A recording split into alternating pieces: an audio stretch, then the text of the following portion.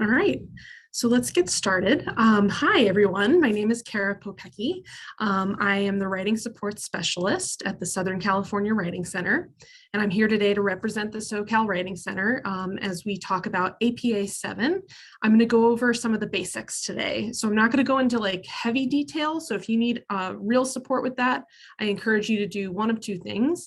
I encourage you to reach out via email at cawritingcenter@thechicagoschool.edu. Or I recommend making a writing center appointment and we can talk it over more in detail. But today what we're going to do is we're going to go over some of the basics of APA 7. So welcome again. Let's get started.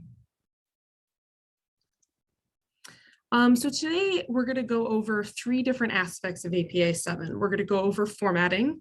We're going to talk about the title page. We're going to talk about the body of the paper and just some general tips and tricks for formatting your papers. Then we'll go into more detail with citing. So we're going to talk about in-text citations. We'll talk about some of the basics, how to do multiple authors, and then what to even do with secondary sources.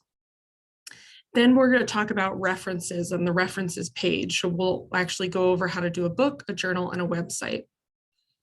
All right, so that's what we're going to go over today.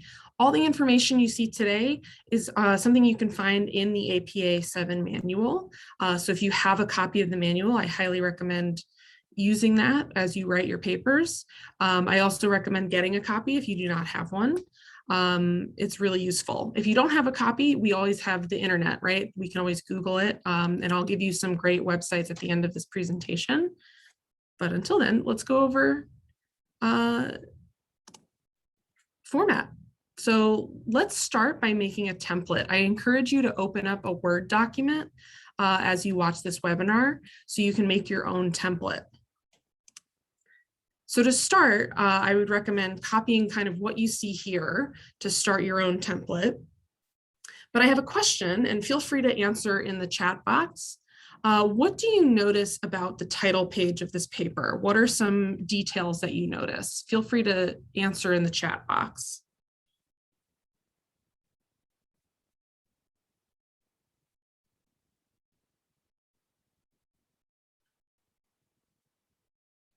All right, we got a response. A bold title, yes. Details of the class, absolutely. Yes, the title is bold. That's a great, noticing a great detail there. What other details do you notice about this title page? There's no running head, very good. You guys are noticing all the great things. These are all the things I was going to point out. So let's look at more specifically some things that we should notice here. So you're correct, there is no running head. In APA 7, there's no running head. That was an old relic of APA 6. So for those of you who are used to running heads, get rid of them. We don't need them anymore. We also have a page number in the upper right corner. So you'll notice that's on all of the pages. You're going to use the same font for the page number as well as you use in your paper. Notice too that there's some spaces. So I recommend doing 3 spaces or enter 3 times before your title. Then, yep, everybody noticed that the headings or the title is bolded. And then also notice that it's double spaced. So everything in your paper is going to be double spaced. The references page, the paper itself, but even the title page is going to be double spaced. So to set up your own document, your own template in Word, I highly recommend opening one up now, putting a page number at the top right, and then putting paper title, put enter 3 times, and then put the paper title, make it bolded. And then what else do we notice? We notice some details, right? So we're going to put your name right here under the paper title. We're going to put the institution that you're writing for, so the Chicago School of Professional Psychology. We're going to put the course name and number. We'll put the professor's name, and then we'll put the date. And I have a link here too for those of you who want more information on how to format your title page. But this is it, and this is really all you need to know. So for those of you who have a Word document open right now, I'll give you a moment to format it. I would just make sure you put paper title, even if you don't have a title yet for a paper, just put paper title for a placeholder and make sure it's bolded. Then make sure you put your name, put Chicago School of Professional Psychology, put a course number, even if you don't have one right now. If you want to make it just a template, just say course number and course name. Then say professor's name. And then for this template, put the date.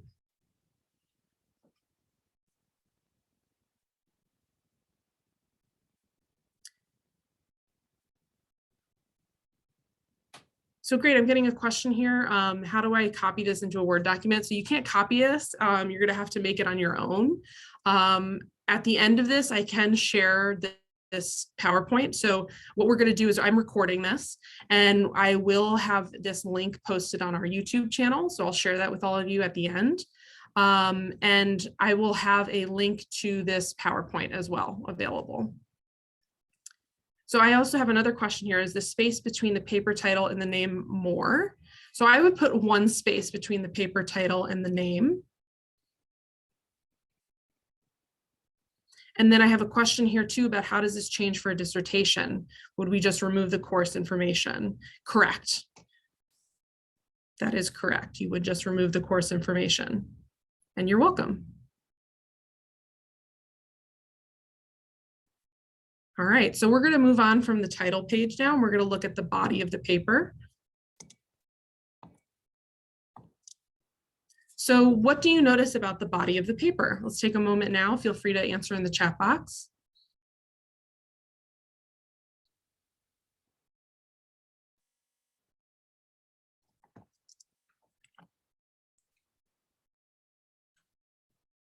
Great, I'm getting some answers. So what do we notice about the body of the paper? The titles are centered, correct. The title is bolded, that is also correct. Any other details that we notice about the body of the paper?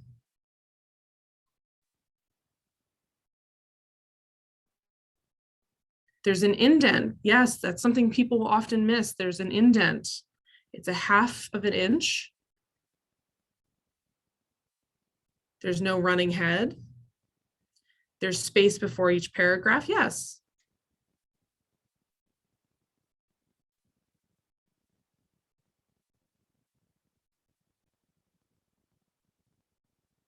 Great. So yes, you put the paper title at the very beginning of your paper. So let's take a look now at some things you should be noticing. So yes, the title will appear on the first body of the page. The title will be bolded and centered.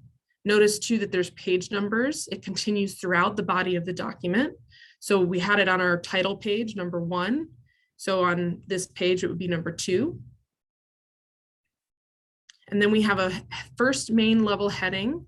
This will be bolded and centered. We'll talk a little bit more about levels of heading in a second. And some papers have an abstract. So for those of you writing a dissertation, you're probably going to have an abstract. So this is for longer research-based papers. An abstract appears on page 2 and provides an overview of the paper. So that would come before your body of the paper, of course. But this is for those of you who are writing maybe shorter research papers. We're going to go right into the body of the paper. So let's talk a little bit more about headings. So on this page, we have headings. So the paragraph text is always going to be left aligned. Make sure you have a 1/2 an inch indent. Someone noticed that. And then we have subheadings. So for your first level heading, it's going to be bolded, centered. And then subheadings after that are to the left. So they're left aligned and they're bolded. So level 1 and 2 headings are shown here. And these are the most commonly used in papers. So if you're creating your own template in a Word document, feel free to create a heading. Level 1 is bolded and centered. And a level 2 heading or a subheading is left aligned and bolded.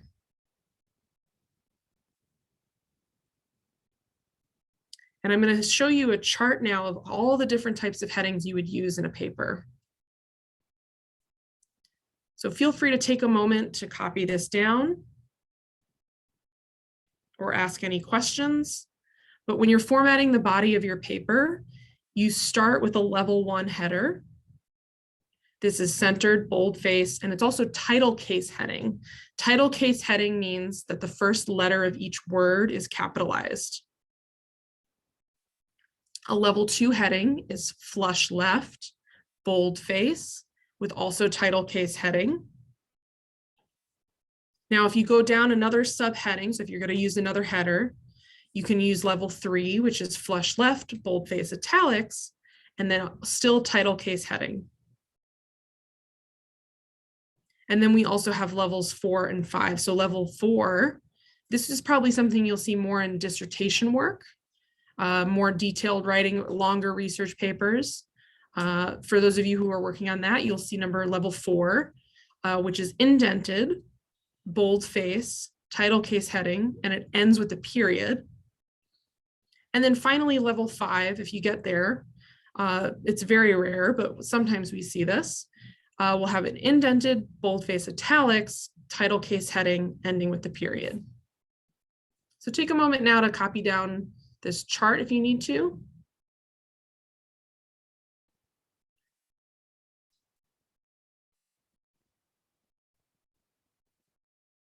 And I'll take any questions in the meantime while you're copying this down.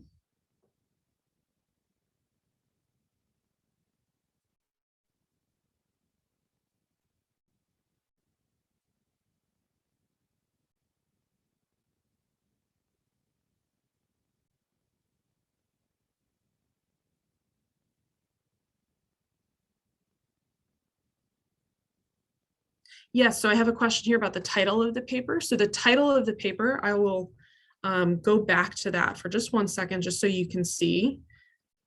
So the title of the paper you'll see is bolded and centered. And that comes in the body as well. So when you're writing a paper, your title is on the title page, but it's also the first thing you see on the body of the paper. So I hope that answers that question.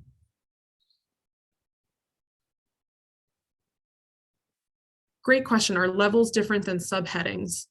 So levels are the same idea as subheadings. So when you have a header and then you have a subheader, these are the different levels. So level 1 is your first header. Level 2 is your first subheading.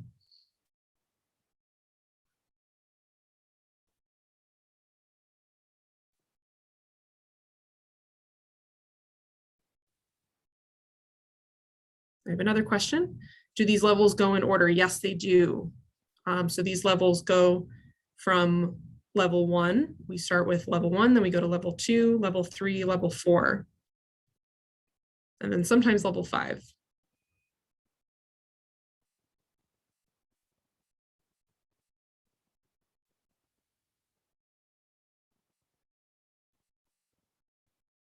Great question. Do we have an example of these in one paper? We do have sample papers on our website, and I'll share that website with you at the end of this presentation.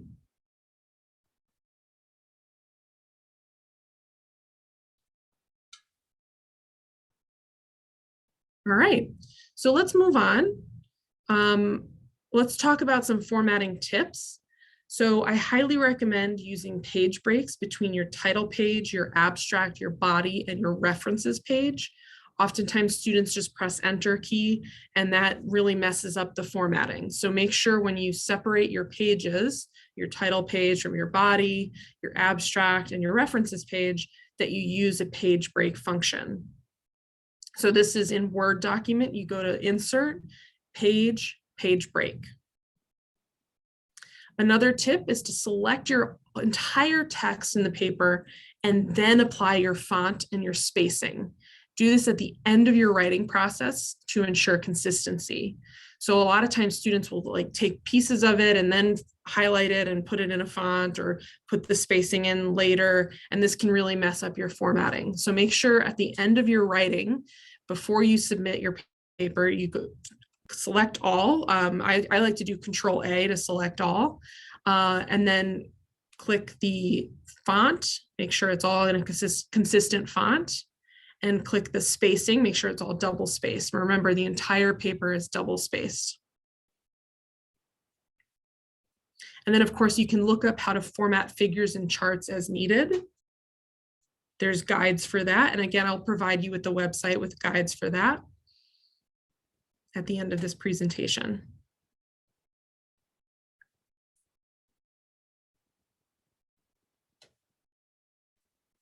Yes, I would recommend using size 12 font. That was a question here. And yes, I am saying that it's easier to do the formatting at the end of the paper. So when you're done writing your paper, select all and do font and double spacing. Of course, when you start your paper, you're going to want to put it in a consistent font. You can start your paper by putting it in double spacing as well. But it's good at the end to just do a double check when formatting. These are great questions. Keep them coming. Any last questions about formatting? I'll take a moment now to take your questions. Oh, Deborah, that's a great question. Is there one particular font you should use? This is super dependent on your professor. So this is not something that we have like a standard for.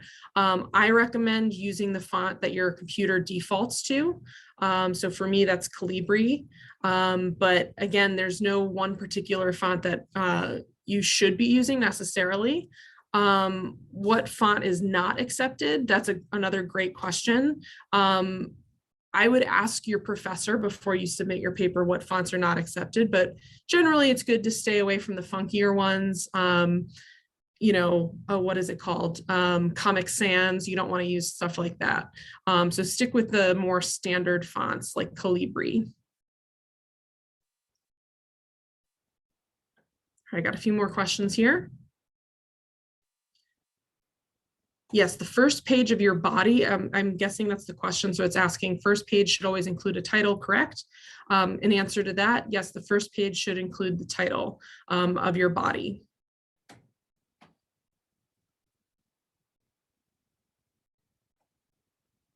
Yes, Times New Roman is also another great font to use. Everyone's asking about that. Yes, Times New Roman, you can totally use that. I believe that's an acceptable font.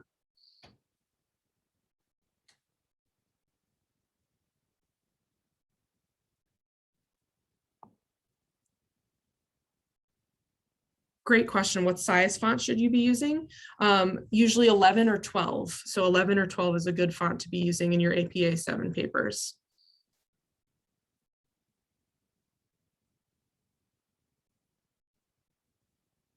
I recommend 12 personally. I'm a bigger fan of being able to see the words. It's a slightly larger. Great, and I might have missed some questions here. So if I missed any of your questions, feel free to ask them again at the end of this presentation. But for the interest of time, I'm going to move on to the next section. So that's formatting in a nutshell. We're going to talk now about citations. So I have a question, and I'd love to hear your answers in the chat box. Why do we cite? Why is it important to cite?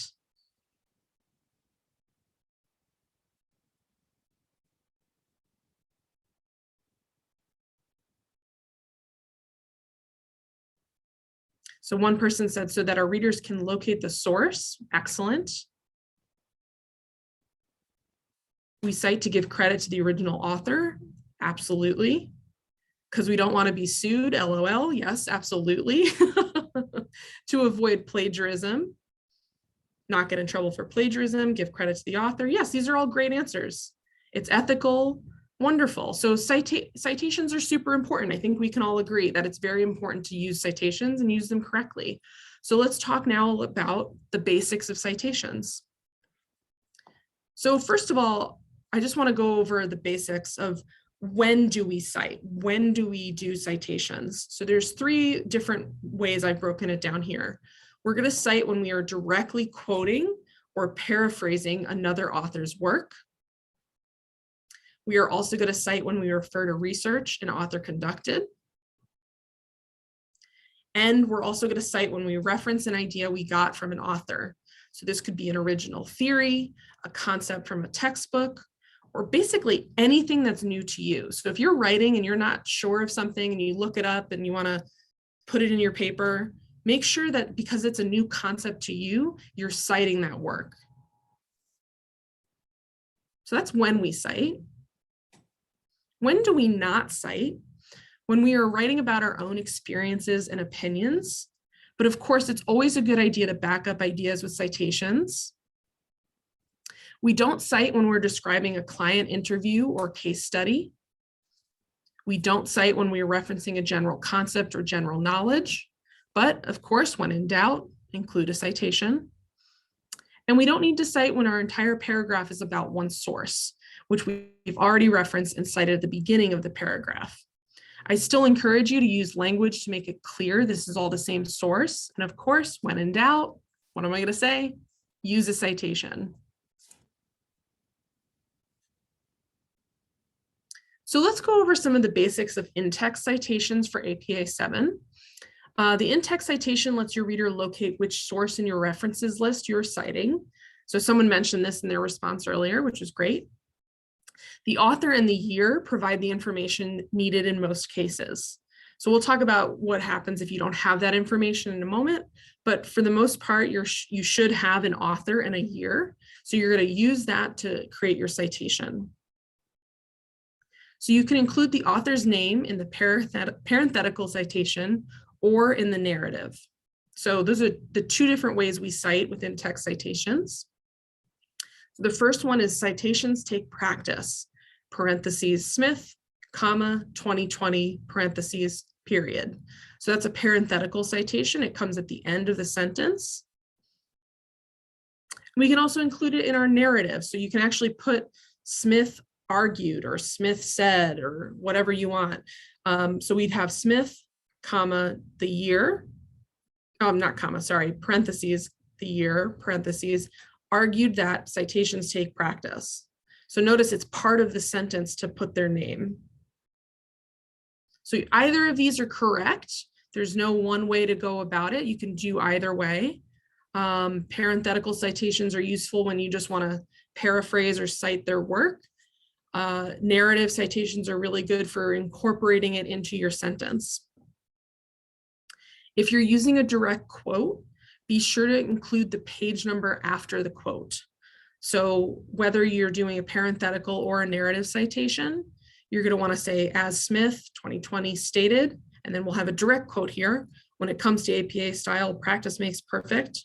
And then make sure you have the page number. So it's going to be parentheses, P, period, and then the page number, parentheses. So these are the different ways we cite in text. This is the basics of it. Now we're going to go into a little bit more detail.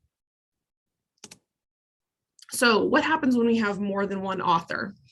You're going to list both authors in the body of the sentence or the parenthetical citation when you have two authors. So when you do narrative, you're going to say Smith and you're going to spell out the word and, Jones, 2020. That's our example here. If it's a parenthetical, you're going to do parentheses, Smith, you're going to use the ampersand symbol, which can be found when you do Shift 7. And then you'll say Jones, comma, the year. So that's what happens when you have two authors. Now there's a new thing in APA 7. This is a little different than APA 6. So for those of you used to the old style of APA, or for those of you new to APA 7, this is new. So pay attention. I see this all the time in the Writing Center, so make sure you do this. When you have 3 or more authors, you're going to list only the first author, followed by et al. And this includes the first time you cite the source. So every time you cite a source with 3 or more authors, you're going to use et al. So here we have Smith et al. 2020. Notice there's et al. Period, comma in the parenthetical. If it's in a narrative form, it's Smith et al. Period, and then parentheses 2020.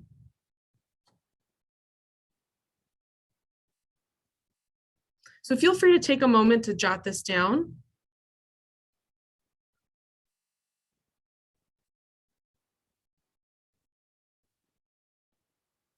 Yes, I have a question here while you're jotting this down. So I have a question about APA doesn't use PP, correct? It just always uses P. That is correct. So APA 7 just uses the letter P for page number.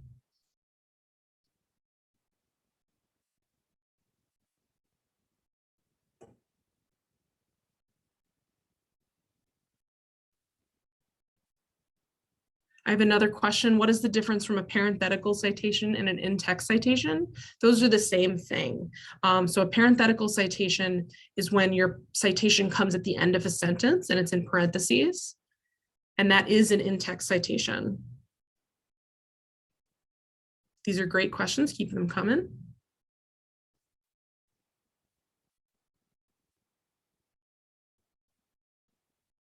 And I hope you've had a chance to write some of this down. And again, if you missed something or if I've gone too fast for you today, I am recording this. You can always go back and refer to this.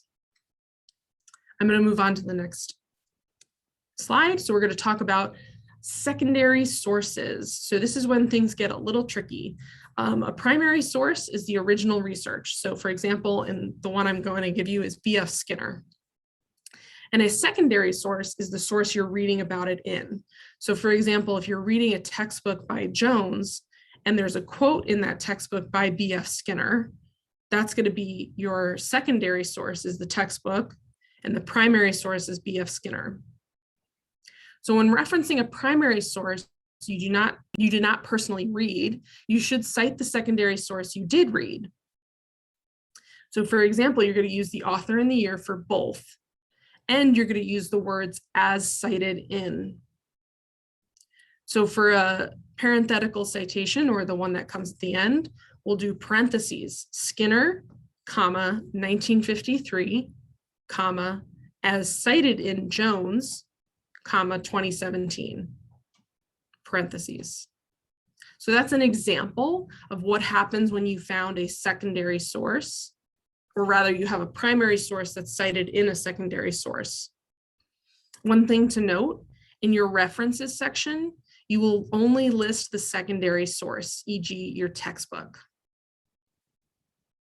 You don't need to list B.F. Skinner or the primary source.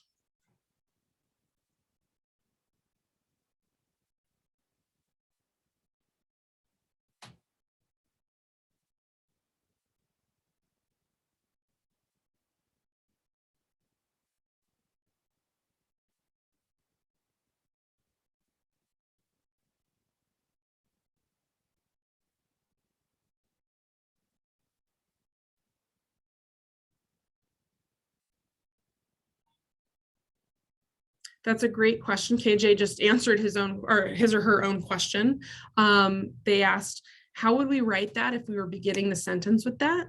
And then they wrote Skinner, parentheses, 1953, comma, as cited in Jones, 2017. That's absolutely correct. So you answered your own question, KJ, great.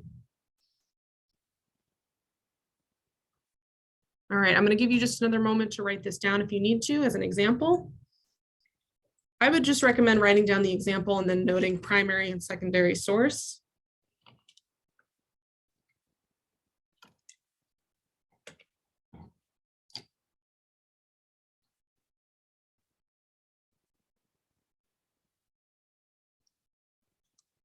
All right, and we're going to move on. So we're going to talk about some special cases now.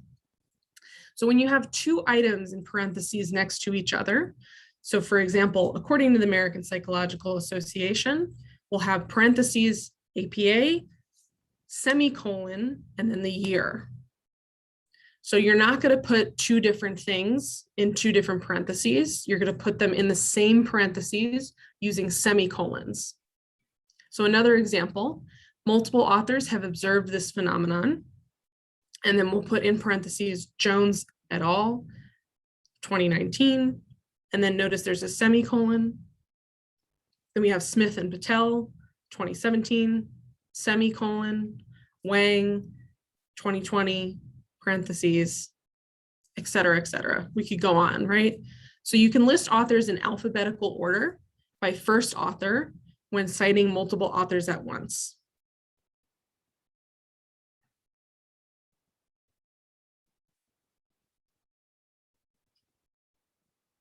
All right. So that's a special case that we'll see sometimes when we want to cite multiple authors or multiple sources. We're going to put them together in the parentheses and we'll use a semicolon to separate them. Now, what happens if there is no author? You're going to use the title of the article or book. So if it's an article, you'll use quotation marks. If it's a book, you'll use italics. If you have no date, you're going to abbreviate with the letters N.D. So for no date. So if you don't have an author, if you don't have the date, you can still cite and make sure you put the title of the article or book. And then if you don't have the date, you just put ND.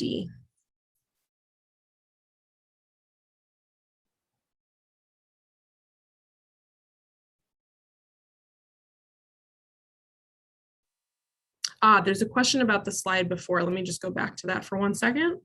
So there's a question here about why is there a semicolon between the APA and 2019? So these are technically referencing two different things. It's probably not the clearest in this example, but I just wanted to show you, you don't want to use APA in a separate parentheses from the year. You're going to want to put them together.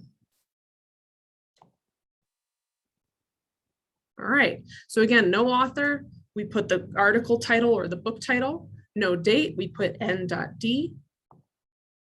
And I'll take any last questions you have about in-text citations before we move on to the references page.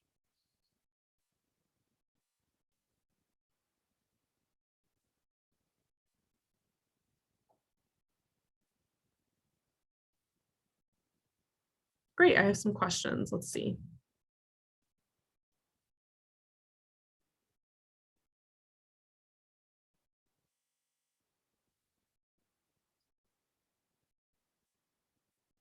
So if this was in alphabetical order, why was Smith before P?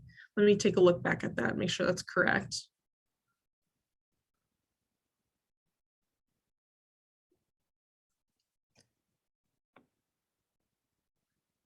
Oh, great question. So Jones is first because it's alphabetically first here.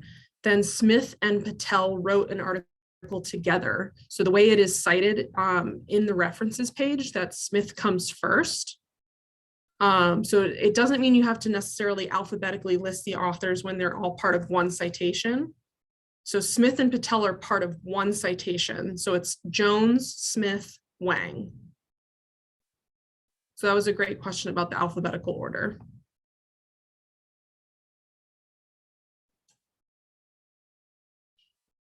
I have another question here. So is it true that in-text citation is not always preferred compared to direct citation? That's a good question. So I think what you're asking is a direct citation better than or worse than an indirect citation? So an indirect citation is when we paraphrase something and then we quote it or we cite it, whereas a direct citation is when we quote it directly from the source. I would say there's no wrong or right way to go about it. You can use direct and indirect in your work. I highly recommend using indirect quotations when you are synthesizing what you're trying to say and you're paraphrasing. I would say there's no preference though for either or. I just say don't heavily lean on one or the other. So if you're going to directly quote, make sure it's for a purpose. So if you're directly quoting, you're going to want to make sure you have a reason for those exact words being used. Otherwise, you can totally use an indirect quote. I had a request to see the last slide one more time, so I'm just going to go back to that slide.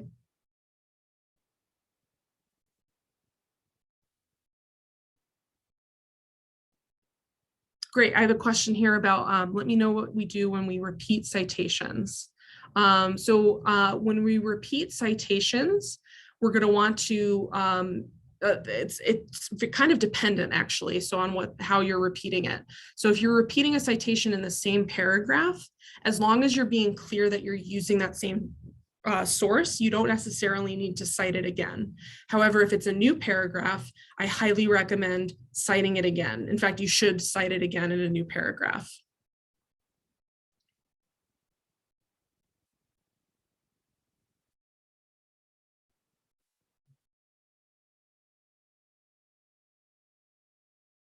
Great questions. All right, I'm going to move on to our next section just for the interest of time. But again, if I missed your question, I'm sorry about that, if it got buried or if I might have missed it, but feel free to ask again at the end and I will try to get to all of your questions. So we're going to now talk about the references page. So this is our third and final section of the APA 7 presentation. So we're going to talk about how to do references on the references page. So some basics that you're going to need in your references. Items you're going to want to include, it's on here on the left. So we're going to have the author, the publication date, the title, the publication, any additions or editors, a publisher, and then a DOI or a URL.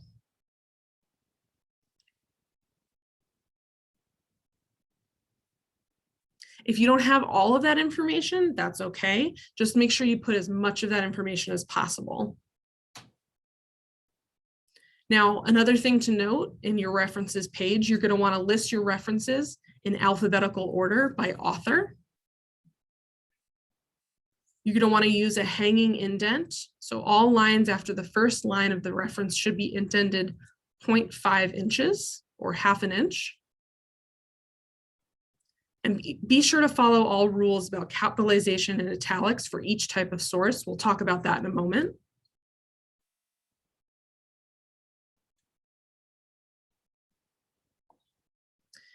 To format the hanging indent real quick, I just wanted to show you a visual. So we have our references page here in a Word document. This is an example reference. And what we'll do is we'll have our indent, so our little arrows here, so our little triangles, we'll move those to the ½ inch, just the bottom one to the ½ inch mark, and we'll leave the other one there at the base, so that when you have your references page, they'll all be formatted like this with the what we call the hanging indent. And I can go into more detail if anyone has questions about how to format in Word at the end of this presentation. We should have a little bit of time. I can go through a Word document and show you how to set some of this up if we need. But for now, I'm going to keep moving on. We're going to talk about some general rules for capitalization and italics. So to capitalize, you're going to want to capitalize the first letter of a book, an article title. You're going to want to capitalize the first letter of a book, article title, the words after the colon, and subtitles. You're going to want to capitalize every major word in periodical names. You're going to want to capitalize the abbreviations and titles. So for example, APA, all three letters, A, P, and A, would be capitalized. And you're going to want to capitalize proper nouns, so names of organizations or people. And when to italicize. So you're going to want to italicize book titles, web page titles, presentation titles, names of periodicals, but you do not italicize titles of journal articles. I'll give you a moment to copy this information down while I take a look at some questions.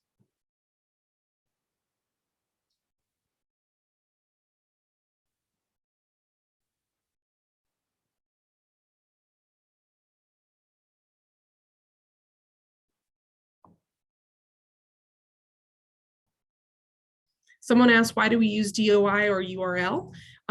This is helpful for finding the reference. So using DOI or the URL is really helpful for finding that reference online. DOIs are particularly helpful for finding the book. Yes, and someone asked if I'm making this PowerPoint available.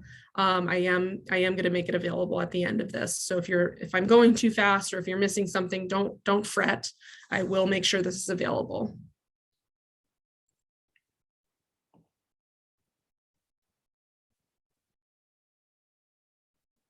I got another question here. So then editors and proofreaders were listed, when listed, are required in the references. I didn't realize that they were.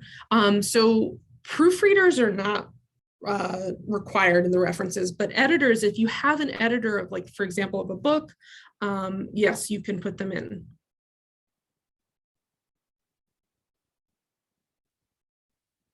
Oh, great question. What if the URL is through the TCSPP library?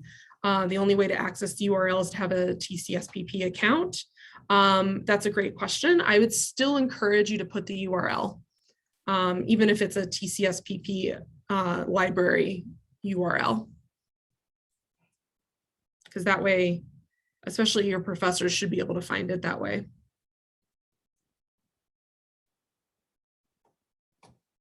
I got a question here. For multiple pages, do we still use 1P or PP? For multiple pages, we'll use 1P.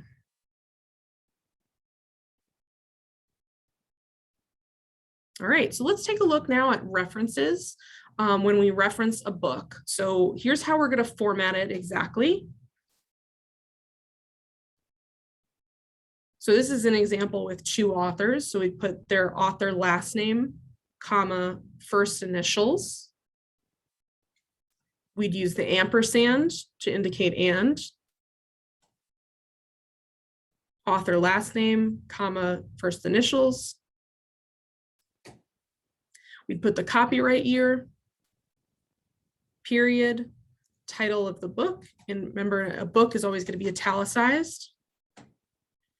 If we have an edition number, we put that edition number. You would format it like this, 7th ED, period. Put a period after that, and then we'll put the publisher, period, and then we put the DOI or the URL.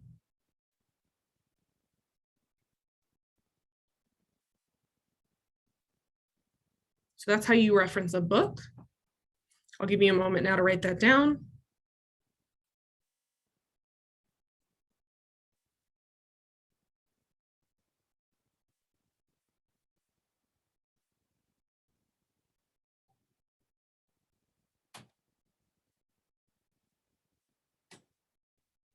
I have a question here. Does the DOI or URL go on every single reference? That's a good question. So if you do not have a DOI or a URL, you do not need to use it. But I strongly encourage you to use DOIs or URLs whenever you can.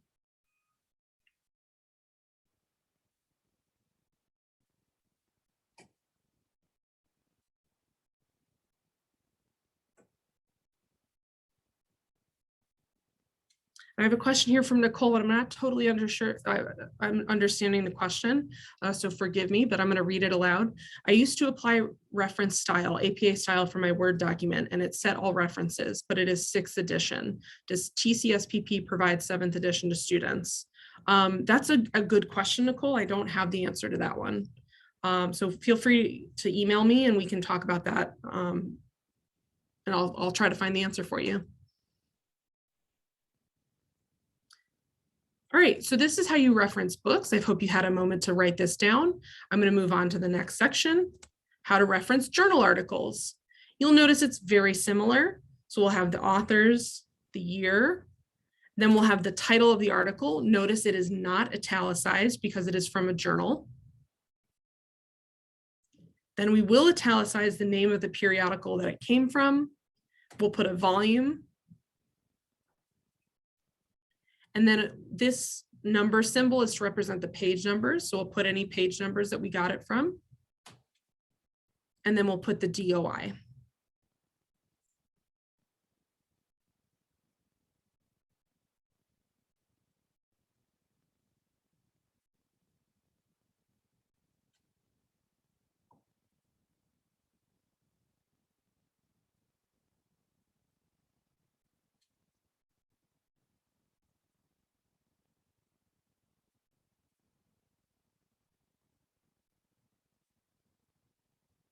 I'll give you another minute or so to write that down.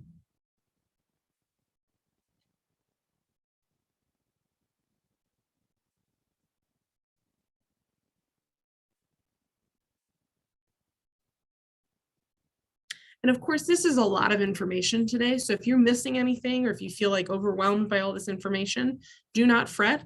I am here to help. So if you ever need to make an appointment with the Writing Center, I highly encourage you to do so. So you and I can meet and we can go over how to do APA more thoroughly.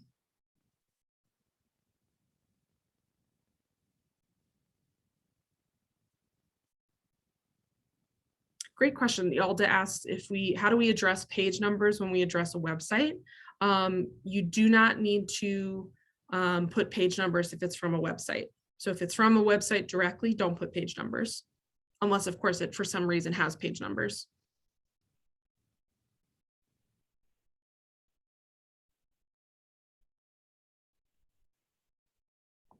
All right, so let's take a look at a reference. So I've deliberately put an incorrect reference here, and there are many things wrong with it. There's at least 5 or 6 things wrong with it. So I challenge you to find some of the things that are wrong with it. Feel free to share in the chat box what you find that's wrong with this citation, this reference.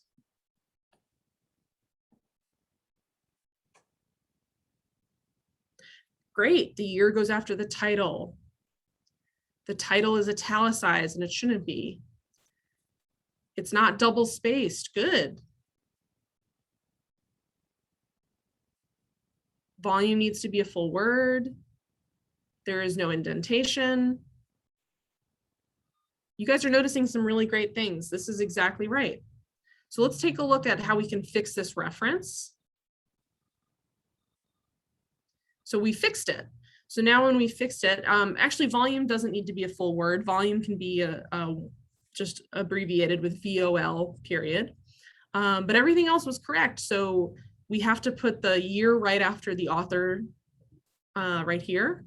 Then we also have to put the title, and it has to be in, not in title case, but it's rather going to be just capitalize the first word, right? So reasons is capitalized. Of course, the word I would be capitalized, but everything else is not capitalized. It was also not supposed to be italicized. Yes, people noticed that the indent needed to be there, the hanging indent. This is now double spaced. So you guys noticed some really good things really quickly. So you guys are very good at doing references. So pat yourselves on the back for getting that. I'm gonna go over websites really quick, and then I'm gonna give you another example to practice with. So website citations have gotten simpler in APA 7. References need need similar information to other types of sources, like the author, the publication date, the title, the publisher, and the URL. So for example, we'll have Lee, C, 2020. We'll actually put the date that we got the source from if we have it. So for example, if this source was published on March 13th, we'll put March 13th. We'll put the title. We'll put where we got it from. So this is from the APA. And then we'll put the link or the URL.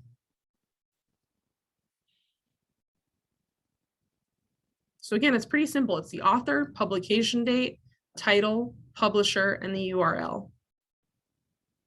So for those of you asking about like page numbers, don't need to worry about that.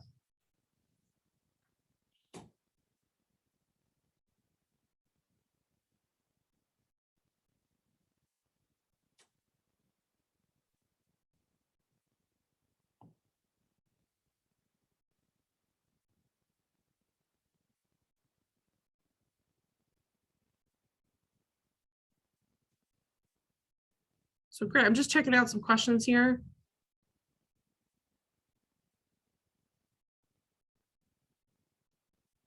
I had a question about why the I was in italicized. I don't believe it was italicized. So if it was, that's probably a mistake. But I don't believe it was. All right, so let's take a look now. Oh, go here.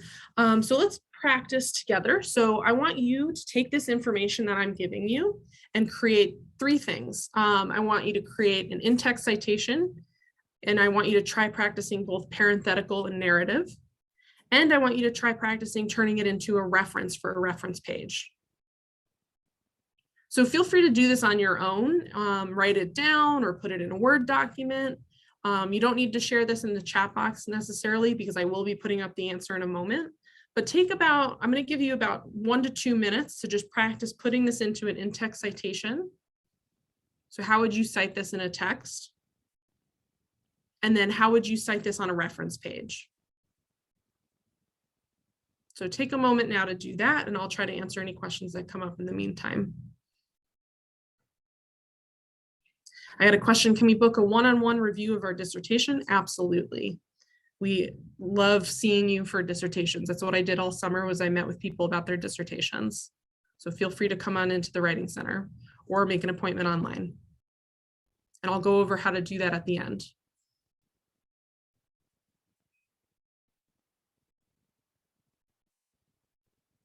I have a question here. Do we use the retrieval date in the reference? You do not need to use the retrieval date in the reference anymore. That's something we got rid of in APA 7.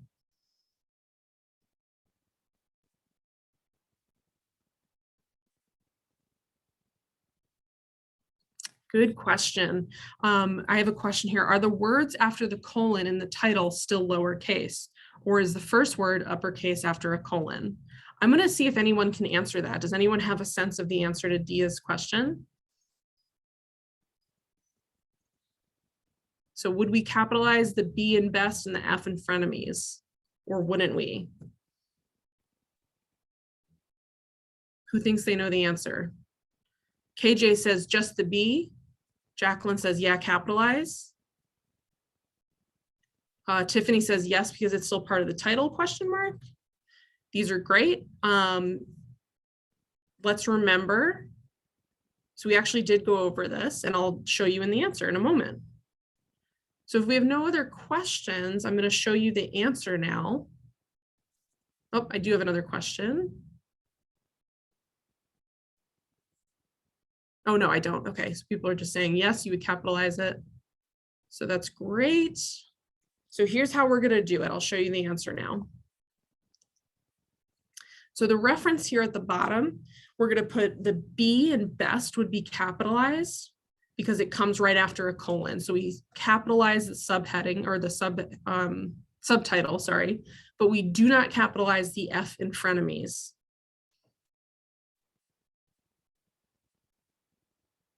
Because it's not title case, right? So when we do a title in our references page, we don't put title case. So the only things that do get capitalized are abbreviations. So APA gets capitalized. And because B comes after the colon, it would be capitalized, but everything else is not. So I hope that answers that question. And of course, the in-text citations, there's two ways to go about it. So we have the narrative style. So Smith spelled out and Jones. So Smith and Jones 2020 stated that, blah, blah, blah, blah. Or blah, blah, blah, blah. It was stated Smith ampersand Jones 2020. Either way is correct.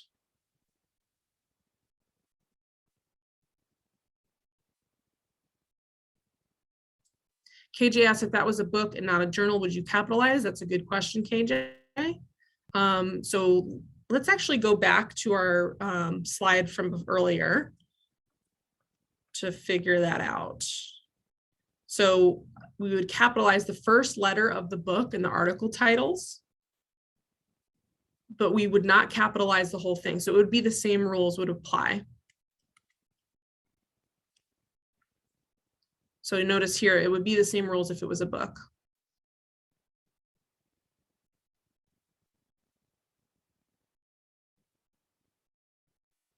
All right. So what questions do you have about references page? About the references page, excuse me.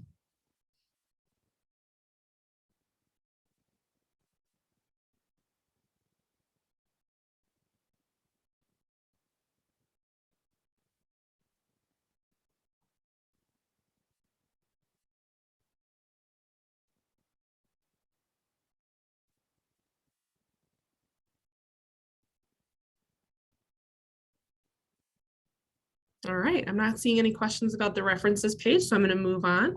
Again, if you have questions that come up, please let me know. So how to get help. If you are still confused or if you still have questions, I highly encourage you to make a Writing Center appointment. I have provided the link here, and I will again share this PowerPoint out when I'm done. There's also the Online Writing and Learning Resources Center. We also have the APA style website. And we have Purdue OWL, which is my personal favorite resource for all things APA.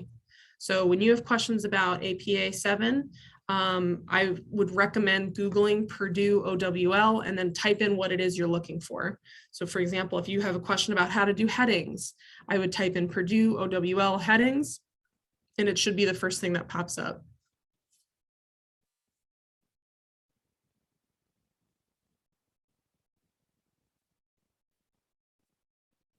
I have a question. Do we still use the place of the publication?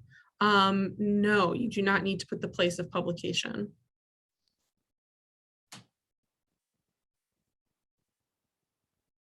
I have a question. Where are you going to post this? Thank you so much for doing this today. Thank you. I will be posting this with part of our YouTube channel. I will also share that out in an email. So I believe you should have found this via our email that came out. So I will be sharing this all through that. So I will share the link to our YouTube video once this recording is finished. And we have a little bit of time. So if there's no other big questions, I'm just going to show you real quick how to make an appointment with the Writing Center, if that works. So for those of you who are still here with me, feel free to leave. The webinar is now over. But let's real quick take a look at how to make an appointment with the Writing Center. So I'm going to share my screen. So this is our website, the Writing Center website. To get there, you're going to want to go here to our community page. So to get to the community page, you go to the Chicago School community page, and then you'll go up to our menu, go to Writing Resources. Once you've selected that, go to Campus Writing Centers and go to California. That's us. Once you've done that, you'll click Schedule an Appointment and Submit Work. And that will bring you to our website here. So this is where you schedule an appointment. You're going to want to find a blank space. So it's got to be 2 blank white boxes. So let's say you want to make an appointment for Thursday at 11 a.m. That's available. So I'll click that 11 a.m. A pop-up will appear and will ask you for some basic information about what you need help with. You'll fill that in. You'll press Save or Submit, and then you'll have an appointment with the Writing Center. All right. Well, thank you guys so much.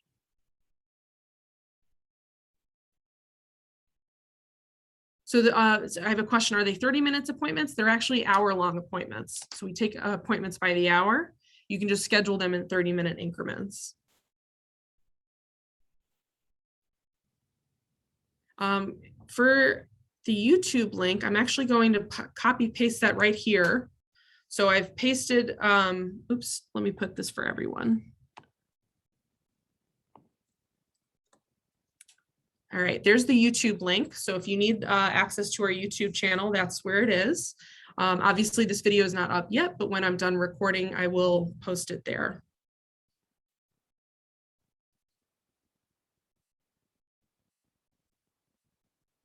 I'm getting a lot of thank yous. Thank you so much. This was such a pleasure. And all these questions were great. You were so engaged and had so many great questions for me. I'm really, really happy I did this. Feel free to ask any questions in follow-up. I'm going to post my email.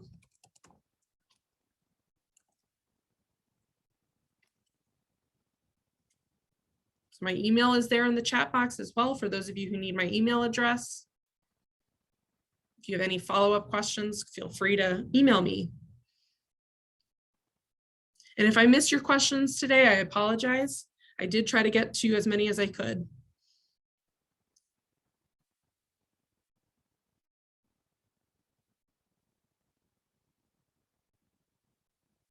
Oh, I can't wait to see you guys in an appointment. Please stop by.